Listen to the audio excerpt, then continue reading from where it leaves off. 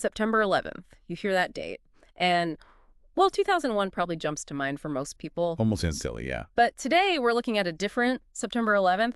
We're going back to 1973, thousands of miles away in Chile. A really pivotal day. That's when a democratically elected government was violently overthrown. And it really set the stage for, well, a pretty profound and often brutal period of change. Exactly. So this deep dive, we're exploring Augusto Pinochet's rise to power in Chile and, the kind of regime he built afterwards. Our guide for this is a pretty comprehensive overview document detailing that whole era. Right. It gives us a solid base to unpack everything. So your mission, as you listen along, is basically to get a clear picture of the key events leading up to Pinochet. Uh-huh.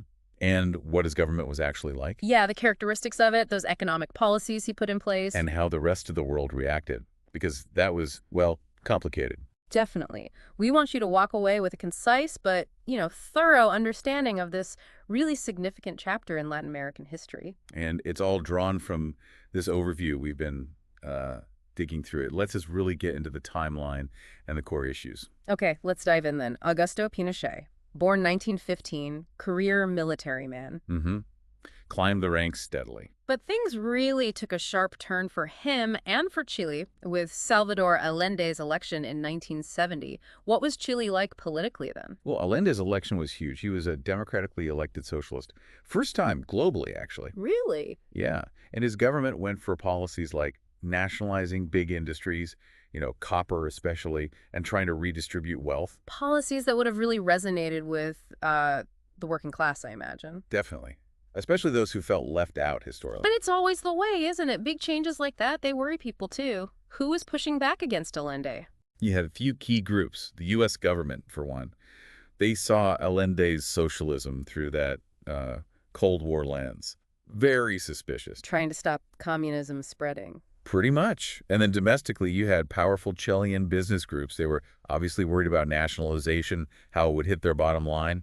And our source mentions it wasn't purely ideological. Chile was apparently facing some real economic headwinds under Allende, too. That's a really important point. Yeah, there were economic difficulties, inflation, shortages. Things the military could later point to. Exactly. That instability became part of the justification or pretext for intervening. Which brings us back to that date. September 11th, 1973. Not just a leadership change, but, well, violent.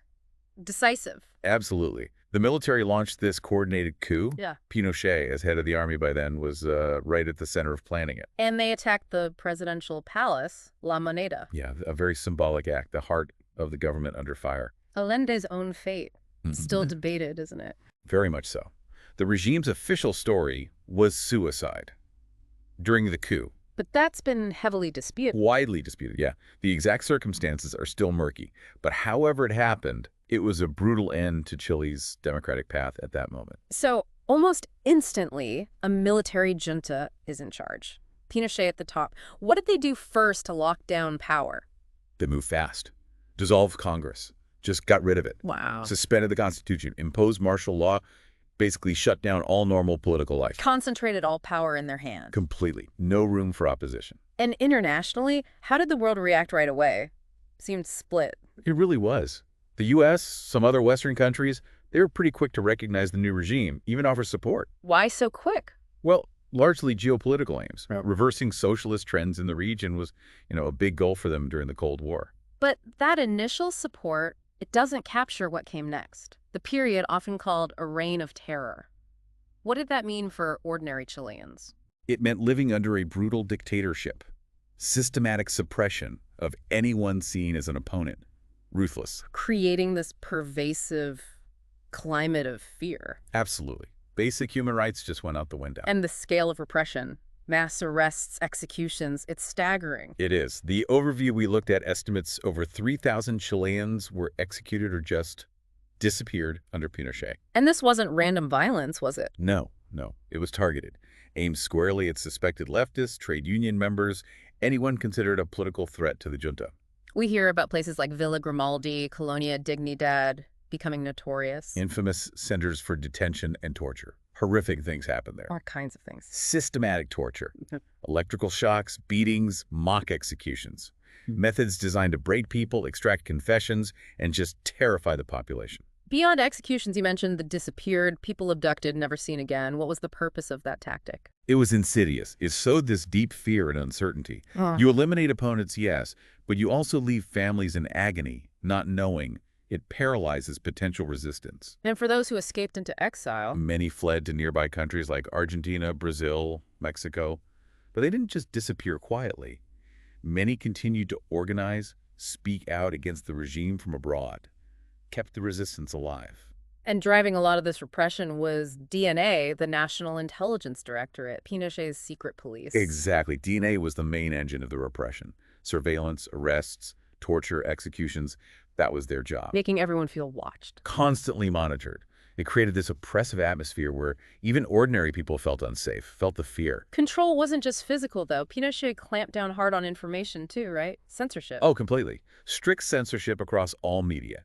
Newspapers, radio, TV. Critical voices silenced. Either shut down entirely or forced to just toe the government line. Journalists who tried to report the truth faced arrest or had to flee the country. But even then, people tried to get the truth out. Our overview mentions an underground press. Yeah, remarkably, yes. Brave individuals inside Chile ran clandestine news operations. And some international journalists took huge risks to report on the abuses. Shining a light on it for the world. They played a crucial role, definitely, despite the dangers. Okay, let's pivot a bit. Let's talk economics under Pinochet. He brought in this group, the Chicago Boys. What was their whole approach? Right, the Chicago Boys. Chilean economists, mostly trained at the University of Chicago under Milton Friedman, big believers in neoliberal ideas, meaning free markets, less government intervention. They believed that was the key to efficiency and growth. So what did that look like in practice in Chile? What reforms did they push? The big ones were privatization, selling off state-owned companies, deregulation across the board, and significant cuts to government spending on social programs. Creating a market-driven system. That was the goal, yeah. And the results? Our overview paints a complex picture, some good, some bad. It's definitely mixed. Supporters point to periods of economic growth, lower inflation eventually, but critics highlight a massive increase in inequality. Who suffered most? The working class, the rural poor. They saw rising poverty, rising unemployment, especially early on.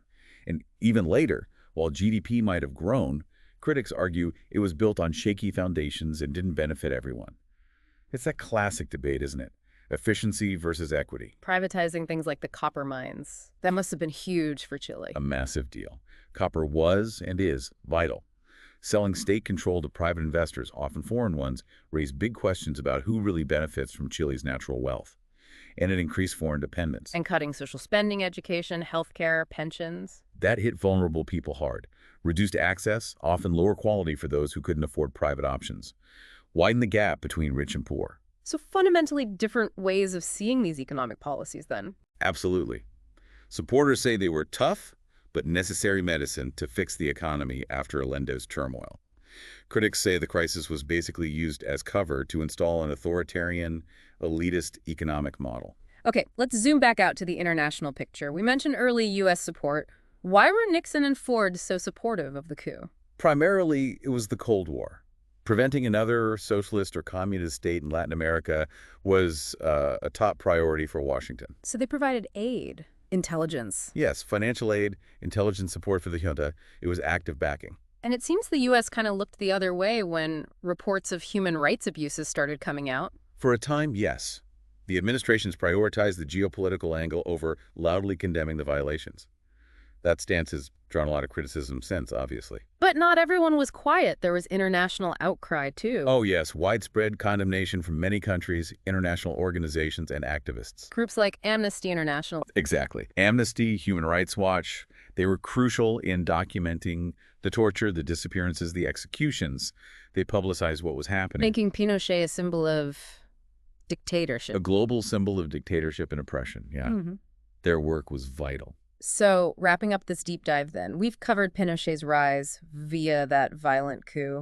The brutal nature of the regime, the human rights abuses. Those controversial neoliberal economic policies and their impact. And the very divided international reaction. Hopefully you, the listener, now have a much clearer grasp of this complex and frankly tragic period in Chile's history. Yeah, covered a lot of ground. You should have a solid handle on the key elements of Pinochet's rule.